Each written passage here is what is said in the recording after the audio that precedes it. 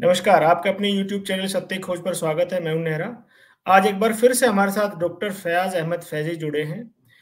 ये लेखक हैं, पसमानदा विचारक हैं और साथ ही साथ जो इनका व्यवसाय है वो डॉक्टर हैं, फिजिशियन हैं और लोगों की सेवा करते हैं। अपने इनके विचार हैं और वो विचार जो है मौलिक विचार हैं जो जिसकी गूंज अब प्रधानमंत्री तक भी पहुंची है और ये पिछले बहुत दिनों से इसमें प्रयासरत थे। हम सब ने इनकी आवाज में आवाज मिलाई है और वहां तक आवाज पहुंची है, तो इसका मतलब कि इस पे कुछ ना कुछ कार्रवाई होगी। आज हम बात करेंगे ऐसे विषय पर जिसको बहुत कम लोगों ने टच किया है और एक ऐसे शख्सियत के बारे में बात करेंगे जिनके बारे में महिमा मंडन अद्भुत तरीके से किया गया है, सच को छुपाया गया है और उनके विचारों को छुपाकर एक नया विचार प्रतिपादित करने का प्रयास किया गया है। मैं यहाँ पर सबको दर्शकों को बताता चलूं कि टू नेशन थ्योरी का जो बात की जाती है, जिनके ऊपर आरोप लगता है, उनसे तो कई सालों पहले टू नेशन थ्योरी का प्रतिपादन जिन शख्स ने किया था, आज उनके ऊपर चर्चा करेंगे। उनका मेरठ का एक बहुत फेमस भाषण भी है, उसके ऊपर भी डॉक्टर साहब कुछ रोशनी डालेंगे। किस तरह से उस मेरठ के भाषण में टू नेशन थ्योरी को उन्होंने प्रतिपादित किया था और जिनके ऊपर टू नेशन थ्योरी का आरोप लगता है, क्या वो आरोप सही है, उसके ऊपर भी हम थोड़ा सा एक रोशनी डालेंगे। डॉक्टर साहब, बहुत बहुत स्वागत है आपका हमारे चैनल पर और बहुत बहुत धन्यवाद आप दोबारा से जुड़े और मैं आशा करता हूं कि भविष्य में हम जुड़ते रहेंगे और अपने विचारों को दर्शकों तक लाते रहेंगे। नमस्कार, आपका बहुत-बहुत आभार कि आपने पुनः मुझे अपनी बात कहने के लिए बुलाया और हम बिल्कुल आगे भी हम काम करते रहेंगे। देखिए, मैं हमेशा एक बात कहता हूँ कि जी। मुस्लिम समाज को जो लीड करता है अशराफ वर्ग, उसने शुरू से प्रयास किया कि मुस्लिम समाज की जो कुरीतियाँ हैं या मुस्लिम सांप्रदायिकता है या मुस्लिम समाज में सामाजिक न्याय की बात है, वो विदिन द समाज में रहे, बाहर के लोग इस पे ना बोलने पाएँ और इसीलिए जैसे ही कोई इस जी। पे बात करता है, उसको इस्लामोफोबिक और ये इस तरह की कह के वो चाहते हैं कि उनका जो गुलाम है बना रहे। लेकिन मैं हमेशा से इस बात का काउंटर करता था कि किसी भी भारत के किसी भी समाज के अंदर अगर कोई समस्या है, तो पूरे भारतीय समाज की समस्या है। क्योंकि हम एक राष्ट्र हैं, एक देश हैं, तो जब हम एक राष्ट्र और एक देश हैं, तो समाज में किसी भी समाज के अंदर कोई समस्या है, तो पूरे राष्ट्र की समस्या है। क्योंकि अगर कोई भी समाज किसी भी चीज़ को लेके अगर पीछे रह जाता है, तो वो राष्ट्र के निर्माण की प्रक्रिया में जब नहीं आएगा, तो हमारा राष्ट्र को एक जो डेवलप कंट्री बनने का हमारा एक जो स्वप्न है, वो अधूरा रह जाएगा। इसलिए जैसा कि आपने शुरू में कहा कि हमने आवाज़ में आवाज़ मिलाई, तो जब तक हम एक-दूसरे की आवाज़ में आवाज़ नहीं मिलाएँगे, एक सफल राष्ट्र बनने का और एक डेवलप कंट्री बनने का जो हमारा स्वप्न है, हमारे बुजुर्गों ने जो देखा था, संविधान निर्माताओं ने जो देखा था, देश निर्माताओं ने देखा था, देश के लिए जान देने वालों ने देखा था, वो अधूरा रह जाएगा। तो ये हम सबका सामूहिक प्रयत्न होना चाहिए कि हम इस पे बात करें। आपने पुनः मुझे अवसर दिया, इसके लिए मैं आपका बहुत आभार व्यक्त करता हूँ। जी। डॉक्टर साहब, आज हम जिस शख्सियत के बारे में बात करेंगे, उसके बारे में हमने किताबों में पढ़ा कि वो स्वतंत्रता सेनानी थे, उन्होंने समाज सुधार किया, स्त्रियों की शिक्षा के लिए कार्य किया। परंतु जब आज इंटरनेट की सुविधा उपलब्ध है, तो हम सब जब वो पढ़ते हैं, तो हम पाते हैं कि स्थिति बिल्कुल उलट थी। आज हम बात कर रहे हैं सर सैयद अहमद खान की और उनके बारे में बहुत सारे मिथ घड़े गए हैं। तो वो मिथ में उनका जो अशराफवाद है, वो उसको प्रोपेगेट करता है और उनकी जो भावना थी पसमानदा के लिए या भारतीय मुसलमानों के लिए, उनकी जो भावना थी स्त्रियों की शिक्षा के लिए, वो कहीं एक ऐसी दिशा में थी जहां पर वो कभी विचार ही नहीं करते थे, उनके विचार बिल्कुल विपरीत थे। तो आज मैं आपसे आग्रह करूंगा कि आप थोड़ा-सा सर सैयद अहमद के बारे में बताइए कि वो शख्सियत कौन थे और भारत में उनका इतना बड़ा नाम कैसे हुआ? और हाँ, साथ ही साथ ये भी थोड़ा रोशनी डालिए कि वो सेवा किसकी कर रहे थे? भारत राष्ट्र की, अंग्रेजों की, मुसलमानों की, तो किसकी सेवा कर रहे थे? तो थोड़ा इस पे आप रोशनी डालिए डॉक्टर साहब। देखिए वो जैसा कि अशराफ का चरित्र रहा है, वो अपनी सेवा कर रहे थे, अपने अशराफ के सत्ता वर्चस्व की सेवा कर रहे थे। कि जी। वो कैसे अपने सत्ता वर्चस्व को पकड़े रहें। आप जानते थे कि अंग्रेज़ों के आने के बाद थोड़ा-सा अशराफ के शासन में डाउनफॉल हुआ। तो वो जी। अपनी सेवा कर रहे थे, अपने समाज की सेवा कर रहे थे, इसमें कोई दो राय नहीं है और जी। अपने समाज को लेके बहुत डेडिकेटेड थे। जहाँ तक भारत देश जी। की बात है, तो उनका जो वो अब तक की जितने उन्होंने लिखा-पढ़ा, काम किया, वो सब देशद्रोह के श्रेणी में आता है। जी। उन्होंने ट्रू नेशन थ्योरी के वो संस्थापक पिता हैं। जी। और सेपरेट इलेक्टोरेट सबसे पहले बात सर सैयद ने की थी। मैं एक जी। जी। मैंने कई बार इसको लिखा भी है और राउंड टेबल इंडिया ने छापा था, प्रिंट ने छापा। एक मैं जी अपनी बात वहां से शुरू करता हूँ, फिर एक एक करके हम लोग बात करेंगे। एक बहुत जी विडंबना है देखिए कि पाकिस्तान राष्ट्र के निर्माण में 3 लोग जो है एक जो है ना बुनियादी पिलर का रोल रखते हैं। उसमें जी जी सर सैयद है, अल्लामा इकबाल है और मोहम्मद अली जिन्ना है। मैं एक कोटेशन पढ़ के सुनाना चाहता हूँ यहाँ पे, जी थोड़ी सी बात। जो शरीफ मुजाहिद हैं, जो डायरेक्टर रहे कायदे आजम एकेडमी कराची के, जी उन्होंने इंग्लिश में लिखा था। मैं उसका हिंदी ट्रांसलेशन सुनाता हूँ, जी या इंग्लिश ही कहिए तो मैं पढ़ दूं। In the ultimate analysis their paradigmatic shift from one end of the political spectrum to the other was responsible for Muslims carving out for themselves a separate destiny and an independent state of their own out of India's body politics.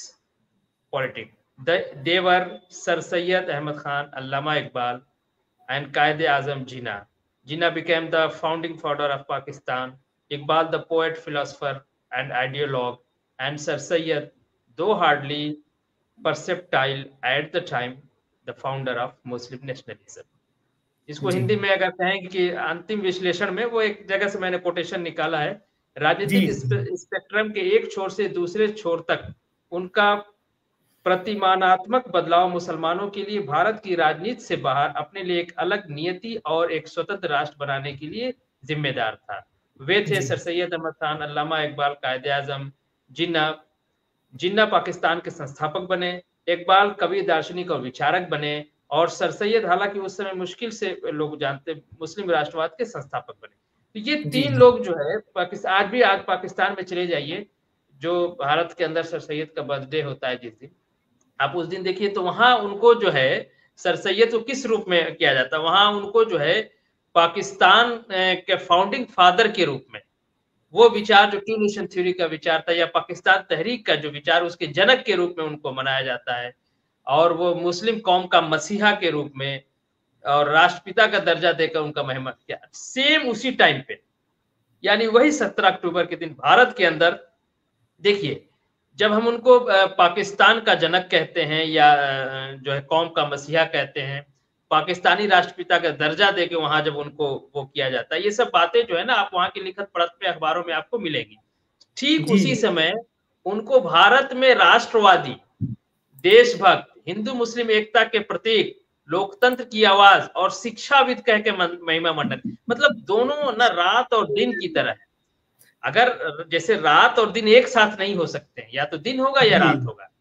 तो जब वो जी जी जी पाकिस्तान के founding father हैं, तो भारत में लोकतंत्र के अग्रणी कैसे रह गए? अभी एक कोई जसीम मोहम्मद ने आर्टिकल लिखा है, उन्होंने लिखा है जी कि वो सेकुलर राष्ट्र बनाने के लिए भारतीय नेताओं में सबसे अग्रणीय थे। इतना बड़ा झूठ, उसको आवाज द वॉइस ने उसको छापा है, और जी वो इतना बड़ा झूठ वो लिख रहा है। सेकुलरिज्म तो इनको छू के नहीं गुजरा था, ये अंग्रेजों की चाटुकारी करते थे अपने अशराफ वर्ग को सत्ता वर्चस्व के लिए। तो कह रहे जी हैं जी कि सेकुलरिज्म, एक सेकुलर राष्ट्र बनाने में सबसे अग्रणीय, अग्रणीय के मतलब सब, इसका मतलब कि गांधी जी, पटेल जी, नेहरू जी सब पीछे थे सेकुलर राष्ट्र बिल्कुल बनाने में, यही आगे आगे बिल्कुल थे। बिल्कुल मैंने इस तरह की झूठ भारतीय मीडिया में चलता रहता है। अजीब इस देश का दुर्भाग्य है। इस व्यक्ति के ऊपर पाकिस्तान में चलिए फाउंडिंग फादर हैं, वहां पे उनके नाम पे डाक टिकट निकल, यहाँ भारत में भी डाक टिकट निकल जाता है। इस तरह का अशराफ तुष्टिकरण है हमारे यहाँ। जबकि आप देखेंगे कि ये इन्होंने असबाब बगावत हिंद जो लिखी है, उसमें ये अंग्रेजों से कहते हैं कि अगर आपने हिंदू और मुस्लिम अलग अलग पलटन बनाई होती तो ये तो उसके अंदर भेदभाव रहा होता और ये एकता हो ही नहीं पाई होती, जिसकी वजह से बगावत हुआ। वो इसको बगावत कहते थे, हमारे लिए प्रथम स्वतंत्रता संग्राम है। संग्राम था। जी तो जी जी अंग्रेजों कहते हैं कि आपने पहले, वो बता रहे हैं अंग्रेजों के कि बगावत के क्या क्या कारण थे और आपने कहाँ कहाँ गलती। उन्होंने कहा कि पहली गलती आपकी यही थी कि हिंदू मुसलमान को एक जगह आपने रख दिया था, ये जी दोनों जी अलग अलग है। अगर आपने अलग अलग पलटन बनाई होती तो ये एकता हो ही नहीं पाई होती, और ये जो फर्क है, ये जो तफरका है, ये जो भेदभाव है हिंदू मुसलमान का, ये बना रहता। और मुसलमान, और जब वो मुसलमान कहते हैं तो उसका मतलब शेख सैयद मुगल पठान होता है। उन्होंने कई जी जगह जी इसको डिफाइन किया है कि मुसलमान वो हैं जिनके खून से इब्राहिम के खून की बू आई।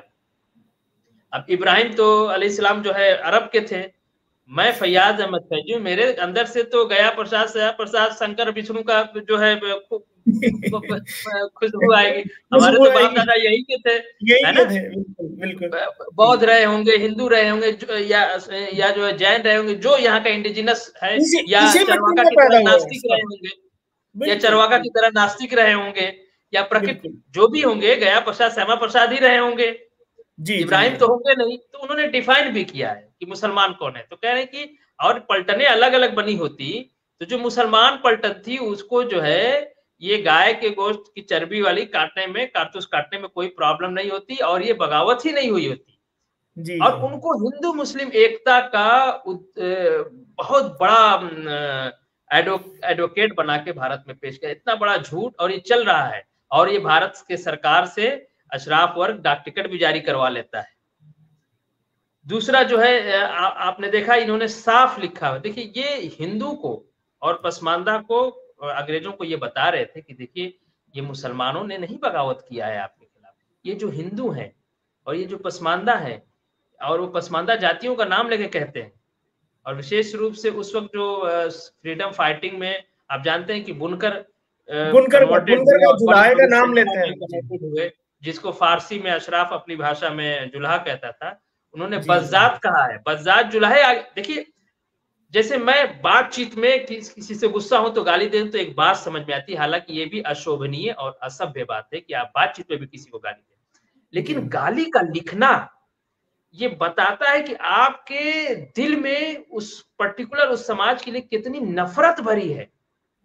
आप गाली लिख रहे हो, उस लिखते वक्त तो दिमाग काम करता है ना। मान ली गुस्से में चलिए हमको आपसे झगड़ा हो गया, हमने गाली दे दिया आपको, सही फिर हम सही बात अपॉलॉजी है। भी कर सकते हैं, लेकिन मैं जब आपके लिए लिखूंगा, बिल्कुल। मान तो उसमें गाली लिखना इसका मतलब बहुत वो बताता है कि नफरत कितनी भरी हुई है। तो उन हिंदुओं को शब्दों तो को जो लेजिटिमाइज कर रहे थे, वो शब्दों को, उन जी, उस चीजों को इन्होंने लेजिटिमाइज कर रहे थे। हिंदू समाज को तो बुरा भला कहा ही, अपने कलमा पढ़ने वाले जो मतलब ला इलाहा इल्लल्लाह मोहम्मद अल्लाह एक है, मोहम्मद उसके रसूल है, उस तक को इसने बज़्ज़ात लिखा है। और बज़्ज़ात जो है दुनिया की सबसे बुरी गाली है। ये बिल्कुल सीधी सीधी माँ की गाली है। और मैं बताऊं, जी इस जी देश के जी। अंदर माँ बहन की गाली अशराफ लेके आया है, वरना हमारे यहाँ ना माँ बहन पूजनीय हुआ करती थी। और आज भी हमारे है, यहाँ आज भी है।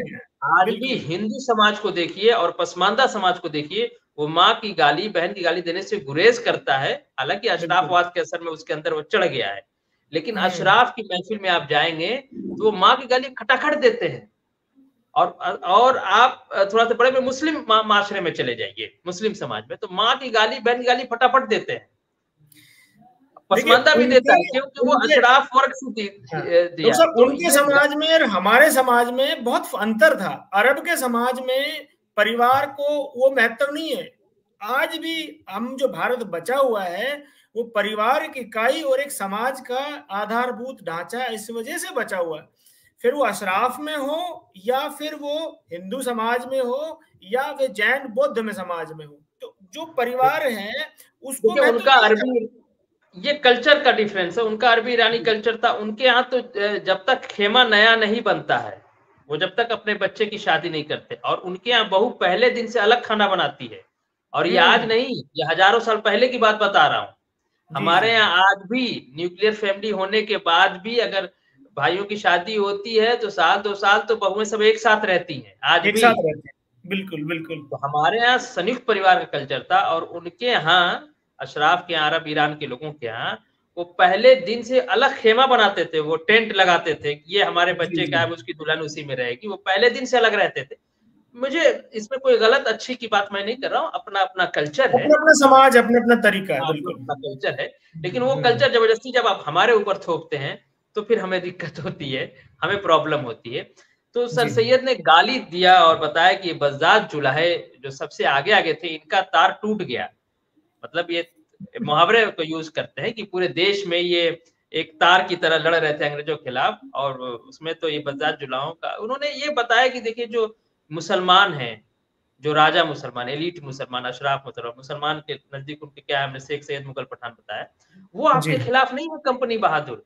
ये हिंदू और ये पसमानदा, ये जो रजील कौमें हैं, ये आपके खिलाफ है, हम लोग तो आपके साथ है। वो उनका एक पूरा प्रयास था कि अंग्रेजों के साथ रह के हम वो मॉडर्न शिक्षा टेक्नोलॉजी सीख के अपने सत्ता वर्चस्व को निर्धारित कर सके। इसमें पूरा उन्होंने वक्त लगाया। वो अपने समाज के लिए, अशराफ समाज के लिए ईमानदार व्यक्ति रहे होंगे, लेकिन पसमानदा के लिए, हिंदू समाज के लिए और पूरे भारत देश के लिए वो बिल्कुल बेईमान आदमी थे।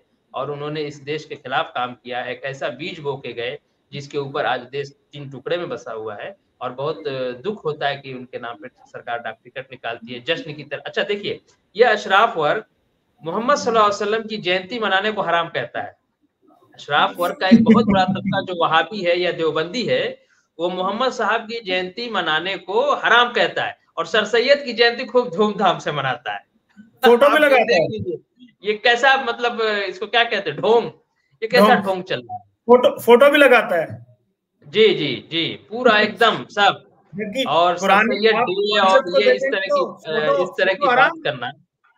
और देखिए, शिक्षाविद की मैं बात करूं, सर सैयद स्पष्ट मानते थे शिक्षा उनके लिए पर्सनालिटी को शिक्षित करने का माध्यम नहीं था। और जब मैं यहाँ शिक्षा कह रहा हूं तो आधुनिक शिक्षा, जो विज्ञान की बात है, जो अंग्रेज लेके आए थे, बम बनाना, बंदूक बनाना, और ये जो मॉडर्न टेक्नोलॉजी साइंस था, तो सर सैयद को ये लगा कि जब तक हम ये सीखेंगे नहीं, हम अंग्रेजों से भी मुकाबला नहीं कर सकते हैं और हम अपने सत्ता वर्चस्व को भी नहीं मेंटेन रख सकेंगे। तो वो जो आधुनिक शिक्षा थी या विज्ञान था, उससे उन्होंने शिक्षित होने का प्रयास नहीं किया।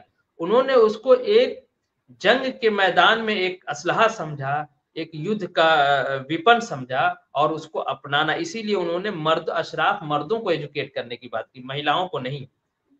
खूब अच्छे समझिए, वो अगर 100% मुसलमान मान लिए जाए, उसमें 90% पसमानदा मान लिए जाए, मर्द औरत मिला के, और 10% अशराफ माना जाए, अगर उसमें से अशराफ की औरतें 5% मान जाए, तो सिर्फ 5% अशराफ मर्दों को एजुकेट करने की बात की थी। और इसलिए ताकि वो जो युद्ध का वो हथियार है उनके पास भी हो जाए, साइंस टेक्नोलॉजी हो जाए, वो भी बम बारूद बनाने लगे और वो करने लगे। उनको ऐसा लग रहा था।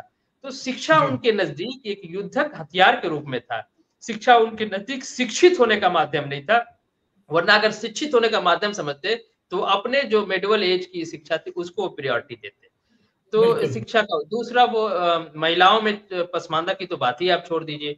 उन्होंने औरतों के लिए कहा था कि वो उम्र खानादारी काम करे, सास ससुर की सेवा और हस्बैंड की सेवा करना, बच्चे पैदा करना, ये उनका काम, उस पर ध्यान। वो कहते मैं बिल्कुल नहीं चाहता कि हमारी औरतें जो है जाके पढ़े, पता नहीं वो किसके बगल में बैठ के उनको क्लासरूम में पढ़ना पड़ेगा।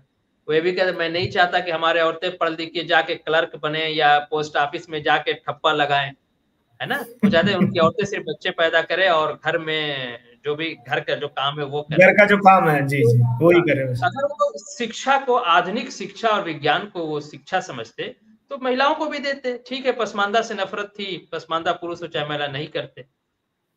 अब आइए पसमानदा की बात। एक जगह जब उनकी शिक्षा की बात को बहुत प्रचार था, तो लोगों ने एक जगह एक मदरसा खोल रहे थे, तो उनको सर सैयद को इनवाइट किया गया।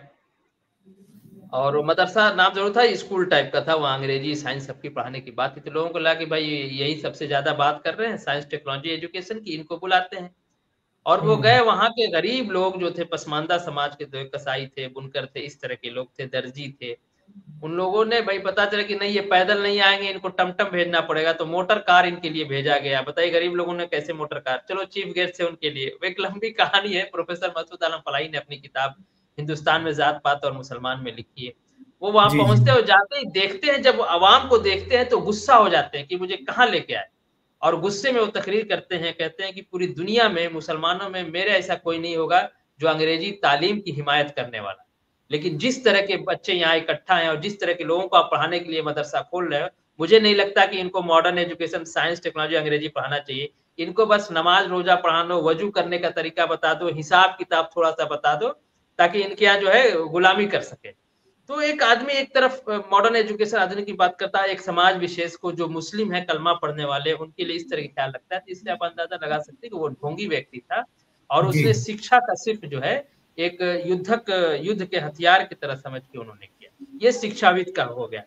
लोकतंत्र और सेकुलरिज्म की बात आप जाने दे, उन्होंने बाकायदा किताबें लिखी कि ईसाई और मुसलमान एक तरह से हैं।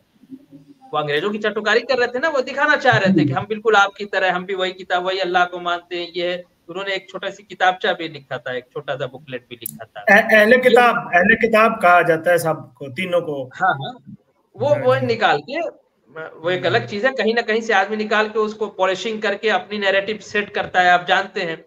वो ये जी कर, जी अगर वो सेकुलर राष्ट्र बनाने की उनको चिंता होती तो उसमें हिंदुओं को भी शामिल किया होता। वो जब वो जी बुकलेट लिख रहे थे तो उसमें हिंदुओं के बारे में लिखा होगा कि नहीं ये भी एक ही ईश्वर को मानते हैं, एकम ईश्वर द्वितीय नास्ति, वेद का वो भी लाके डाल देते कि चलो जी ये जी जी बाइबल में ये है, कुरान में ये, तो वेद में भी यही है कि ईश्वर एक है।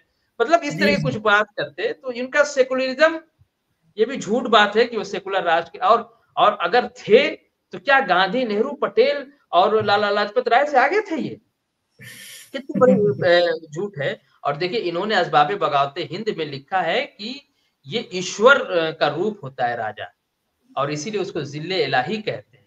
इलाही मतलब ईश्वर हो गया, ये अल्लाह हो गया। जिल कहते हैं छाया को, कि ये ईश्वर का छाया है, अल्लाह की छाया है बादशाह। तो जो आदमी राजा को ईश्वरीय मान रहा है वो लोकतंत्र का हामी है या राजतंत्र का हामी है, आप इससे अंदाजा लगा सकते हैं। असबाबे बगावते हिंद में बिल्कुल इन्होंने साफ तौर से लिखा है। हिंदू मुस्लिम जी एकता का बात बताया। देशभक्त को आप समझ ही सकते हैं कितने बड़े देशभक्त थे, जी और जी राष्ट्र निर्माता।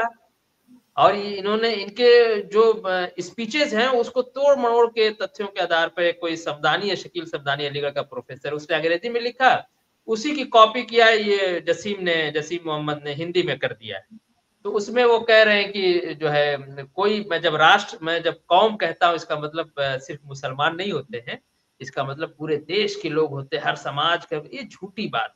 कौम का सीधा सा मतलब मुसलमान होता है, मुसलमान का सीधा सा मतलब शेख सैयद मुगल पठान होता है, जिसको सर सैयद ने खुद डिफाइन किया है कि जिसके खून से इब्राहिम अलैहिस्सलाम खून की बुआ है। बुआ है। तो तो ये उनका तो मेरठ का भाषण भी तो है, जो जो बहुत फेमस भाषण है, जिसमें कहा था कि हिंदू मुस्लिम अलग अलग कौमें हैं, और ये तो मेरठ में उन्होंने भाषण में कहा था, और ये तो मीडिया देखिए में उपलब्ध है, पढ़ सकते हैं कोई भी। सिर्फ मेरठ की भाषण नहीं, आप इनके कोई भी देख लीजिए, ये जो इलाहाबाद में इन्होंने दिया था, या कई जी भी इनके स्पीचेस आप सर सैयद आते हैं, आप उसको पढ़ लीजिए 2 मिनट में, आप उनकी स्पीचेस पढ़ लीजिए और असबाबे बगावते हिंद पढ़ लीजिए, उसकी अंग्रेजी ट्रांसलेशन देखिए। असबाबे बगावते हिंद उर्दू में लिखी जाती है, और दुनिया की वो सबसे पहली किताब है जो बहुत तेजी के साथ अंग्रेजी में ट्रांसलेट, इतना जल्दी अंग्रेजी में और कोई किताब ट्रांसलेट नहीं। उसकी वजह हम बता दें कि ईस्ट इंडिया कंपनी का डाउनफॉल हो रहा था।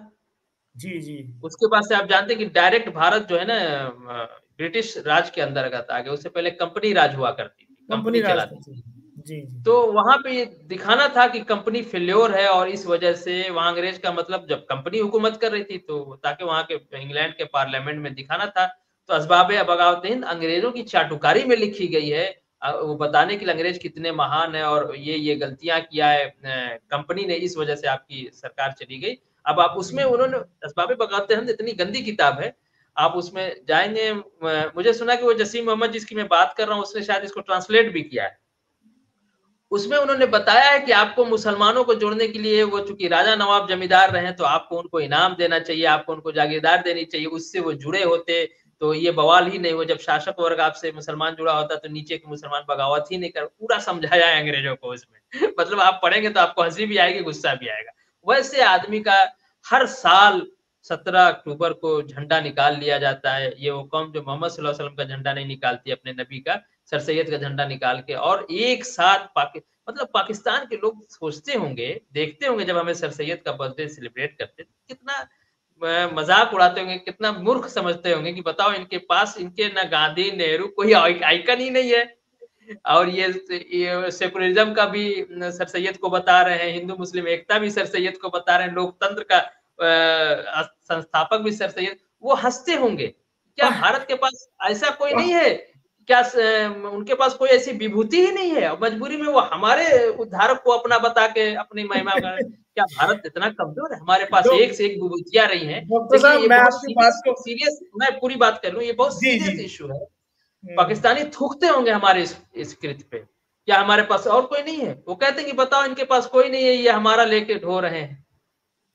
तो ये बहुत बुरी बात है, उनकी और मैं आपको चैनल के माध्यम से कहना चाहूंगा, हम सब साथ मिलकर इस अवेयरनेस करें कि जी जो पाकिस्तान का हीरो है वो भारत का हीरो कैसे हो सकता है? बिल्कुल सीधी सी बात है, जब दोनों बिल्कुल एक, कहते हैं ना, एक जिद पे, एक कॉन्ट्रास्ट पे कंट्री बनी दोनों, कि हम अलग हैं, हम अलग हैं।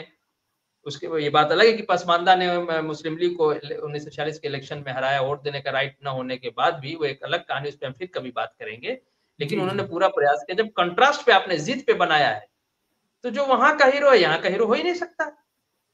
अच्छा ठीक है, हम मानते हैं कि बहुत अच्छे नेता थे, सब कुछ था, वो था, और आजादी से पहले मर गए, तमाम चीज है। तो फिर आप हमारे पटेल को, गांधी को, नेहरू को, लाला लाजपत राय को, अरे सब छोड़ दीजिए, उसी पंजाब की धरती पे सरदार भगत सिंह जहां पैदा हुए थे वो पाकिस्तान के पास है, उनका क्यों नहीं पाकिस्तान मना में। लेते हो भाई? उनका क्यों नहीं बर्थडे तुम मना देते हो, पुण्यतिथि, और उनका जो है जन्म जयंती मना देते? शर्म बिल्कुल। नहीं आती?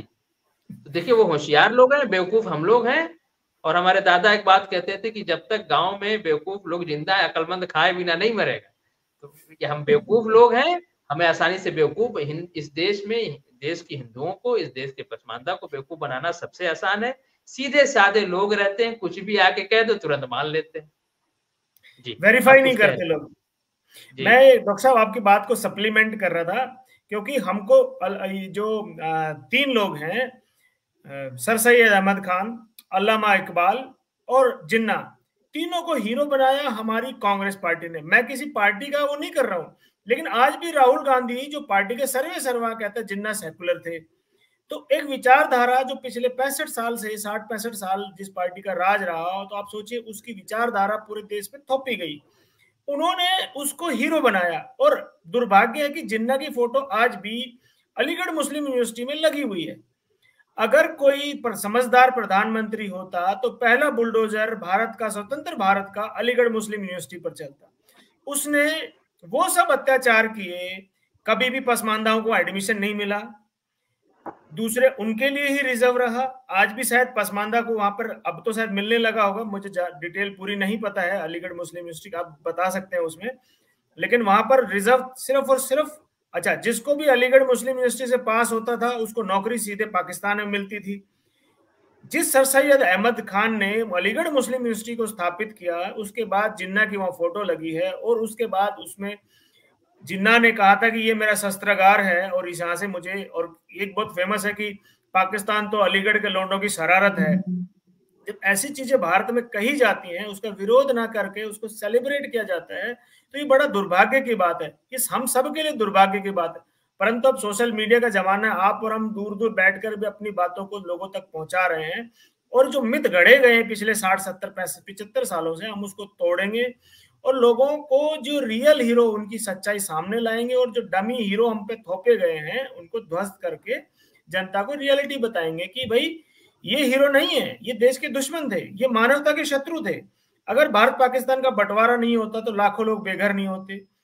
एक आंकड़े के अनुसार 30 लाख लोग मारे गए। संसार में किसी भी होलोकॉस्ट में इतने लोग नहीं मारे गए, 30 लाख, और करोड़ों लोग बेघर हो गए। इसका कौन जिम्मेवार है? हम सर सैयद अहमद को क्यों नहीं जिम्मेवार ठहराते हैं इस बात के ऊपर कि उन्होंने, अल्लामा इकबाल को क्यों नहीं जिम्मेवार ठहराते? उसके तर्जुमे आज भी गाते हैं, उनके नाम पे पार्क बने हुए देश में अलग अलग जगह, अल्लामा इकबाल के नाम पे जयंती मनाई जाती है। कितना दुर्भाग्य है कि जो जो पाकिस्तान का आइडियोलॉग था, हम उसको आज भी सेलिब्रेट कर रहे हैं बिना ये जाने कि वो कितना बड़ा शत्रु था मानवता का, भारत का। जी डॉक्टर साहब। जी, मैं 2-3 बातें इसमें कहूँ। देखिए, देश का दुर्भाग्य है, जी और कांग्रेस की जो मुस्लिम तुष्टीकरण की नीति थी या नीति है, और मैं इसका एक छोटा-सा उदाहरण दूँगा। और वो मुस्लिम, आप जानते हैं कि इस देश में मुस्लिम अल्पसंख्यक का मतलब मुस्लिम होता है, मुस्लिम का मतलब अशराफ होता है। तो अशराफ कांग्रेस होता की है। जो जी मुस्लिम तुष्टीकरण की नीति थी, वो अशराफ तुष्टीकरण की नीति है। देखिए, 1946 का इलेक्शन को मुस्लिम लीग चारों तरफ से जीती, सेपरेट इलेक्टोरेट का इलेक्शन था, और ये माना गया कि सारे मुसलमान चाह रहे हैं कि पाकिस्तान बन जाए, और पाकिस्तान बना।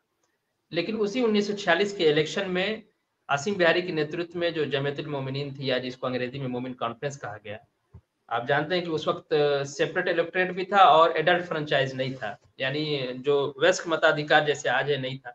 पढ़े जी लिखे जी लोग, जी पैसे वालों को वोट देने का अधिकार था। तो जी जाहिर सी जी बात है कि मुस्लिम समाज में पढ़ा लिखा और पैसे वाला राजा न तो अशराफ वर्ग था, तो उनको संख्या में कम थे, लेकिन वोटिंग राइट्स ज्यादा थे, और पसमानदा में बहुत कम लोगों के पास वोटिंग राइट्स थे। जी जी उसके बाद भी बहुत जगह चुनाव हराया गया। जो सबसे अच्छा रिजल्ट था 1946 का, पसमानदा आंदोलन की तरफ से आसिम बिहारी के नेतृत्व में बिहार में था, जहां पे 40 सीट थी, और 6 और आप जानते हैं कि 20 सीट पे आसिम बिहारी चुनाव लड़े अपने संगठन के साथ लेके, और उनके संगठन और भी जितने पसमानदा संगठन थे सबने उनको सपोर्ट किया कि नहीं हम आपके बैनर पे चुनाव लड़ेंगे। जी लेकिन एडल्ट फ्रेंचाइज नहीं था, 20 सीट पे चुनाव लड़ पाए, 6 सीट जीतते हैं, 1 सीट कांग्रेस का गठबंधन था, कांग्रेस को सपोर्ट किया, वहां कांग्रेस जीतती है 1 सीट, 33 सीटें मुस्लिम लीग जीतती है। तो उस 46 के चुनाव में, और 11 जगह सेकंड पोल किया, 20 सीट पे चुनाव लड़ने वाला आदमी 11 जगह सेकंड पोल करता है, तो जो सेकंड पोल करने वाला प्रतिरोध की सबसे बड़ी आवाज मानी जाती है। लेकिन सरदार जी पटेल के अलावा किसी ने इस ताकत को नहीं समझा। अब मैं जो बात कहना चाह रहा था उसके बैकग्राउंड के रूप में मैंने ये बात कही। 1946 के इलेक्शन में पटना सिटी से सैयद जफर साहब चुनाव जीतते हैं मुस्लिम लीग को, और ये चुनाव की जीत पाकिस्तान बनाने में निर्णायक भूमिका निभाती है कि सारी सीट आप लोग जीत गए। ठीक, जी देश का बंटवारा होते हैं, सैयद साहब यहीं रह जाते हैं, और फिर पटना के अंदर चुनाव होता है, पटना सिटी से कांग्रेस इनको अपना उम्मीदवार बनाती है सैयद साहब को, और वो विधायक चुन के आते। कांग्रेस को इतनी भी समझ नहीं थी कि मुसलमानों के अंदर उन मुसलमानों को प्रमोट करें जो मुस्लिम लीग की टू नेशन आइडियोलॉजी के खिलाफ लड़े, चुनाव जीते। उन्होंने मौलाना आजाद का सबसे बड़ा कंट्रीब्यूशन इस देश के निर्माण में यही है कि उन्होंने जितने मुस्लिम लीगी बच गए थे देश के बंटवारे के बाद, सबको गांधी टोपी पहना पहना के कांग्रेस में घुसा के मंत्री और एमएलए एमपी बनाया। यही उनका सबसे बड़ा राष्ट्र के निर्माण में योगदान है मौलाना आजाद का। अब आइए अलीगढ़ मुस्लिम पे जो बुलडोजर वाली आपने बात कही, देखिए अलीगढ़ मुस्लिम यूनिवर्सिटी इस वक्त जो है आजादी के बाद से वो हमारे पैसे से, आपके पैसे से, गरीब लोगों के टैक्स के पैसे से चलता है, तो बुलडोजर से ध्वस्त करना उस ठीक नहीं। हाँ, ये बात बिल्कुल सही है कि अलीगढ़ मुस्लिम यूनिवर्सिटी एक जमाने में द्विराष्ट्र सिद्धांत का, पाकिस्तान तहरीक का गढ़ था, और वहां से जितने भी लोग निकले सब पाकिस्तान को ही बनाने के लिए, वहां की पूरी स्टूडेंट लॉबी, पूरा अलीगढ़ मुस्लिम यूनिवर्सिटी की स्टूडेंट लॉबी पूरे देश में घूम घूम के शेरवानी पहन पहन के ये two nation theory of Pakistan बनाने के लिए मेहनत किए। लेकिन आजादी के बाद से जब भारत सरकार आई तो वो भारत सरकार के पैसे से, हमारे आपके टैक्स के पैसे से चलता था, तो उसका सुधार जरूरी है। आज भी अलीगढ़ के अंदर वही मानसिकता है टू नेशन थ्योरी वाली। इसलिए देखिए कोई भी इस तरह की इशू होती है तो मुस्लिम सांप्रदायिकता को बल प्रदान करने के लिए उस पर चले जाते हैं। तो अलीगढ़ मुस्लिम यूनिवर्सिटी को कंट्रोल करना आवश्यक है, उसको ध्वस्त करना नहीं, क्योंकि हमारे जो गरीब लोग हैं भारत के, उनके पैसे से चलता है, और उसमें बहुत से लोग शिक्षित होते हैं। शिक्षा में देखिए वहाँ सामाजिक न्याय का आरक्षण नहीं है, और जब सामाजिक न्याय का आरक्षण नहीं है तो जो मुस्लिम समाज में जो 90% है जो ओबीसी एसटी के आरक्षण में आते हैं वो वहां जगह नहीं मिल पाते। मैं पसमानदा मुसलमान हूँ, मेरे लिए बनारस हिंदू यूनिवर्सिटी, मैं हिंदू शब्द पे जोर दे रहा हूँ, आप इस पे गौर कीजिए, बनारस जी हिंदू यूनिवर्सिटी में एक देशज पसमानदा मुसलमान का एडमिशन लेना आसान है। अलीगढ़ मुस्लिम यूनिवर्सिटी में उसको एडमिशन लेना ध्रुव है, क्योंकि उसको आरक्षण वहां ही नहीं है। बीएचयू में आरक्षण है तो ओबीसी में या एसटी में अपना ले लेता है एडमिशन। तो वहां सुधार होनी चाहिए। अभी हम लोगों ने आरटीआई डाल के वहां से अलीगढ़ मुस्लिम यूनिवर्सिटी का निकाला था, तो वहां 94% ashraf teaching non teaching staff में हावी है, और तकरीबन यही हाल स्टूडेंट का है वहां पे। वो किसी को, अच्छा वो जब फॉर्म भराते हैं ना तो आपकी कास्ट जरूर पूछ लेते हैं कि आप ओबीसी हैं कि एससी एसटी है। जब आपको जाति अदालत सामाजिक न्याय का आरक्षण देना नहीं है तो फिर आप हमारी जाति क्यों पूछ रहे कि हम ओबीसी में है कि एससी में है कि एसटी में? सेग्रीगेशन वो के लिए, इसलिए फॉर्म सेग्रीगेशन के लिए। वो इसलिए पूछते हैं ना ताकि गवर्नमेंट को हम दिखाएंगे देखो हमारे यहाँ इतने ओबीसी पढ़ रहे हैं, इतने एससी एसटी पे आरक्षण की बात क्यों कर रहे हैं। एक चीज, दूसरी चीज, देश का दुर्भाग्य है कि वहां सिर्फ कांग्रेस पार्टी ही नहीं, आप देखिए जिन्ना को सेकुलर हमारे आडवाणी जी ने कहा था, जी जी जी और बिल्कुल कहा था। और इस वक्त जो नेतृत्व है, जो विश्व का एक शक्तिशाली नेताओं में से एक हमारे नेतृत्व को माना जाता है, आदरणीय प्रधानमंत्री हमारे नरेंद्र दामोदर दास मोदी जी, मैं बहुत सम्मान से उनका नाम लेता हूँ, क्योंकि वो भारत के पहले प्रधानमंत्री जिन्होंने मुस्लिम समाज में सामाजिक न्याय की बात लगातार कर रहे हैं, लाल किले की प्राचीर से भी कहा। लेकिन दुर्भाग्य इस देश का कि वो भी जब अलीगढ़ जाते हैं तो उसको मिनी पाकिस्तान ना कह के उसको जो है मिनी इंडिया कहते हैं। तो ये इस तरह की बातें हैं, मुस्लिम तुष्टिकरण है, हम समझते हैं, लेकिन हमें आपको स्वतंत्रता घबराना नहीं है। संग्राम की धुरी कह देते हैं। जी हाँ, हमको स्वतंत्रता संग्राम की धुरी कह आपको जो देते है हैं। हतोत्साहित नहीं होना है। हम आप जो बात कर रहे हैं निश्चय प्रधानमंत्री के पास ये बात जाएगी, और सरकार, देखिए लोकतंत्र का यही फायदा है कि लोग जो है अपनी आवाज को बुलंद करते हैं और सरकार उस आवाज को सुनती है। जब हम आप सर सैयद की पोल खोलेंगे, अलीगढ़ की पोल खोलेंगे तो हमारी सरकारें भी इसका संज्ञान लेंगी। तो बिल्कुल। इस तरह की चीजें हैं और ये मुस्लिम तुष्टीकरण का पार्ट है, मुस्लिम तुष्टीकरण, अशराफ तुष्टीकरण हम समझते हैं। ये 2-3 पॉइंट मैं कहना चाह रहा था आपकी बात में थोड़ा-सा उसमें जोड़ने के बाद से। जी, जी। जी। मैं ये कह रहा था जो बुलडोज़र वाली बात है वो एक ऐसा नहीं कि फिज़िकली जो अब जो बुलडोज़र चलता है, लेकिन एक जो इंटेलेक्चुअल बुलडोज़र वहाँ चलना चाहिए था, वहाँ के वाइस चांसलर को पाकिस्तान न जाकर पाकिस्तान का राजदूत बन गया। और जो सेकंड नंबर के जो बिल्कुल। मुस्लिम लीग के नेता थे मेरठ के, उनका नाम मैं भूल गया हूँ, वो आके सीधा वाइस चांसलर बन गए। बिल्कुल, इन सब देखिए पे वो भारत सरकार अलीगढ़ को रोक लगानी अलीगढ़ चाहिए। मुस्लिम यूनिवर्सिटी पाकिस्तान तहरीक की वो धुरी थी, धुरी वहीं थी, से सारे बिल्कुल। निकले हैं। ये बात बात बात मैंने कही और जी। वो वहीं से उसके आप जितने भी पुराने देखेंगे गली-गली में घूम-घूम के वहाँ के स्टूडेंट जाते थे, इसमें कोई दो राय नहीं है, बिल्कुल आपने सही समझा है। जी, जी। जी। तो डॉक्टर साहब ये जो और जो अब हम नेक्स्ट जो है एक इसके ऊपर भी करेंगे, अल्लामा इकबाल के ऊपर किस तरह से जी, उनकी बिल्कुल। तर्जुमे आज भी गाई जाती, सारे जहां से अच्छा हिंदुस्तान हमारा, लेकिन बाद में उनका जो मन परिवर्तन हुआ और फिर जो उन्होंने सारे जहां को ड्रॉप करके जो दूसरे तराने लिखे, उसके ऊपर हम बात करेंगे। आज का जो विषय है कि सर सैयद ने किस का जो महिमा मंडन यहाँ किया जा रहा है भारत सरकार द्वारा और लोगों द्वारा, लोग अनजाने में ऐसा कर रहे हैं। साथ ही साथ उनका जो सरकार से जो वो भत्ता पाते थे, तो उसमें मतलब उन्होंने गवर्नमेंट में चाटुकारिता करके और उस सॉरी अंग्रेजों की जो चाटुकारिता करके वो लंदन भी गए, वहां पर भी पढ़ाई की, उसके बाद यहाँ आकर मतलब एक तरह से कह सकते हैं कि वो कुछ ना कुछ मास्टर्स, अपने जो मास्टर्स थे उनको भी सर्व कर रहे थे। आपके एक बात को मैं यहाँ पे सप्लीमेंट करूंगा कि जो 1857 का जो प्रथम स्वतंत्रता संग्राम है, लेकिन उसमें कुछ लोगों का एक नाम, बड़ा फेमस नाम है, बॉलीवुड के राइटर हैं जावेद अख्तर चीचा। जावेद अख्तर चाचा साहब के जो दादाजी के दादाजी थे, खैराबाद उनका नाम कुछ था, मैं भूल गया, खैराबादी। वो तो उन्होंने तो मुश्तर फतवा दिया था खैराबादी जिहाद। मुश्तर खैराबादी के लड़के थे मिस्टर जानिसार खैराबादी, अख्तर, जानिसार अख्तर के जानिसार लड़के अख्तर, जावेद जी, अख्तर। जी, जी, जी, जी, जी। उन्होंने तो 1857 में बहादुर शाह जफर के उसमें, और उनको कहा था कि एक अशराफ की, एक पठानों की, एक सॉरी सैयदों की एक फौज बनानी चाहिए, ये उन्होंने उस टाइम का एक फतवा दिया था। तो वो जिसको वो ये वो फजले हक थे, इनके जो है ना पूर्वज में से थे, हमें परदादा होंगे या दादा के दादा रहे होंगे। दादा के दादा थे, दादा के जी। दादा थे, जी, जी, जी, जी। ये हमारे यहाँ लखनऊ के बगल में एक जिला है सीतापुर, उसी में एक सीतापुर, खैराबाद एक टाउन है, उसी जी, खैराबाद जी, के जी, ये लोग हैं, इसलिए अपने नाम जी, के जी, आगे खैराबादी लिखते हैं। खेराबादी जी। लगाते हैं, जी, जी, जी। अब कहते हैं कि ये वही 34वीं वही पुश्त है उनकी। सीतापुर में महमूदाबाद है, जहाँ का राजा आगे आगे था पाकिस्तान बनवाने में। जी, जी, जी, जी, जी, जी। तो उसको जिहाद का कॉल दिया था 1857 में, जो कहा गया है कि अल्लाह उसमें सर सैयद ने अपनी किताब में जो लिखा है उसको छुपाते हुए बता रहे हैं कि भाई ये जिहाद का कॉल था और अंग्रेजों के खिलाफ लड़े थे। बाद में जब हार गए तो बात बनी नहीं, तो फिर अंग्रेजों की तरफ ये बैटिंग करने लगे थे। मैं इस बात को कहना चाह रहा था। जी। अशराफ ने जो पहले जिहाद का कॉल दिया था, अब जब नहीं बात बनी तो फिर ये बैटिंग का पाला इन्होंने बदल लिया। लेकिन तो एक बात समझिए, अशराफ का चरित्र क्या होता है ना, ये बैलेंस बना के चलते हैं, मुस्लिम लीग जी, में जी, भी, कांग्रेस में भी, कांग्रेस आज के कांग्रेस पार्टी में भी और भाजपा में भी, समाजवादी पार्टी में भी, सब जगह ये अपना बैलेंस बना के रखते हैं ताकि जो सत्ता वर्चस्व में आएगा, अभी देखिए भीम आर्मी में भी ये घुसे पड़े हैं, तो ये हर जगह ये बनाते रहते हैं और फाइनेंस भी करते हैं, पैसा भी देते हैं। पैसा ऐसी चीज है कि जब आप किसी से पैसा ले लेंगे तो उसके दबाव में रहेंगे, तो ये जी, फाइनेंस भी जी, करते हैं। तो जी, ये जी, चतुर सुजान लोग हैं, इस देश पे हुकूमत किया है, हमको आपको गुलाम बना के रखा है, तो ये जानते हैं कि गुलामों को कैसे ट्रीट करना है, तो वो करते जी, रहते जी, हैं। देश देखिए, इस प्यारे देश को 3 हिस्से में बांट दिया है, प्रत्यक्ष रहा है और यहाँ अप्रत्यक्ष रूप से शासक है।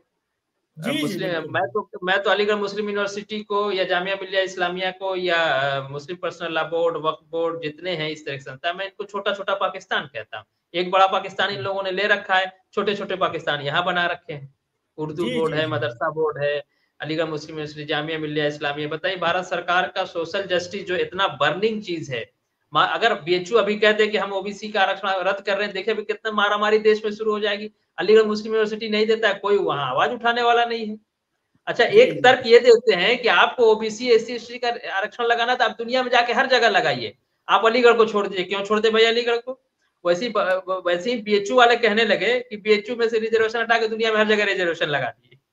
भाई कोई लोक कल्याणकारी नीति है तो भारत की जितनी संस्थाएं सब पे लागू होगा, जो सब सरकार पे के लागू, पैसे से बिल्कुल चलती है। लागू होगा, बिल्कुल। देखिए पॉलिसी तो यूनिवर्सल, प्राइवेट में भी आरक्षण की बात हो रही है ना, बिल्कुल। और प्राइवेट में आरक्षण की बात हो रही है, उसपे भी पक्ष विपक्ष है। लोग कहते हैं कि नहीं, प्राइवेट में भी आरक्षण हो जाना चाहिए, प्राइवेट कंपनीज है, प्राइवेट स्कूल है, जो भी इंस्टीट्यूशन है प्राइवेट। यहाँ सरकारी में नहीं है जो आपके हमारे टैक्स से चलता है, उस पर कोई बात नहीं करने वाला है। पहले पहले सरकारी वाला कॉलम पूरा कर लीजिए कि कोई भी सरकारी संस्था बाकी न रह जाए जहाँ पे आरक्षण नहीं है, फिर प्राइवेट वाले में आएंगे हम लोग। करें जी डॉक्टर साहब, हम इसलिए तो कर रहे हैं बात, ताकि लोगों तक जी पहुंचे जी कि ये जो अलीगढ़ मुस्लिम यूनिवर्सिटी का जो चरित्र है वो किस तरह से बिहेव करता है और किस तरह से नकली हीरो गढ़कर हम पर लगाए गए हैं, उसके बात, उसीलिए तो हम बात कर रहे हैं ताकि लोगों तक पहुंचे, ताकि लोग बिल्कुल कम बिल्कुल। से कम कुछ लोगों को हम अवेयर करेंगे तो वो आगे डिस्कस करेंगे, डिस्कस का कोर्स तैयार होगा। पसमानदा की जो आवाज आप उठा रहे थे इतने दिनों से, तो वो भारत के सर्वोच्च नेता तक पहुंची और उसने उस बात को इंडोर्स किया कि भाई इनमें भी बिल्कुल सामाजिक न्याय होना चाहिए। तो आज हम एक छोटी आवाज करेंगे तो कल बड़ी आवाज भी गूंजेगी। बिल्कुल बिल्कुल।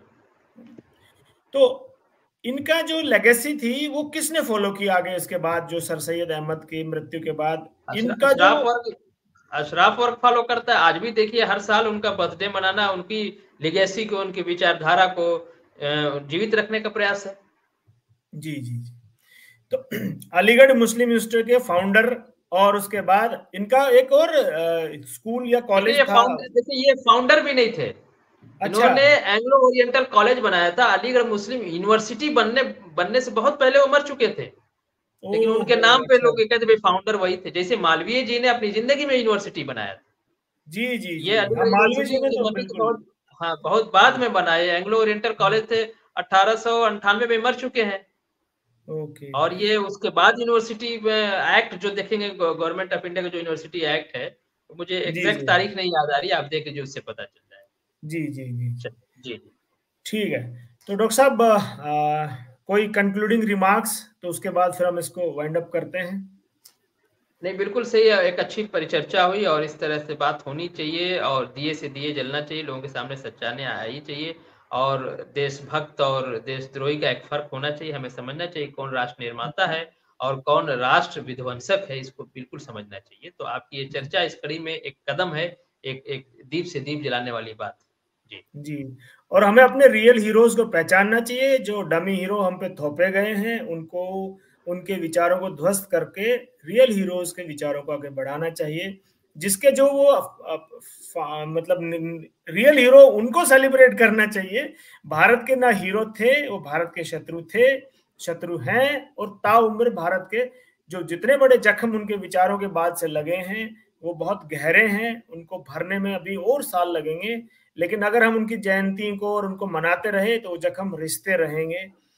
तो डॉक्टर साहब, बहुत बहुत धन्यवाद आपका हमारे साथ जुड़ने के जी, लिए, आपका और भी मैं जी आशा जवाब करता हूँ धन्यवाद।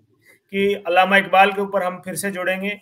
आप फिर से हमें, हमारे लिए समय निकालिए, हम उनके बारे में लोगों को बताएंगे कि किस तरह से उनके बारे में मिथ गढ़ा गया। बहुत बहुत धन्यवाद डॉक्टर साहब। शुभ जी रात्रि। जी, बहुत बहुत फिर धन्यवाद मिलते हैं। आपका। नमस्कार। नमस्कार।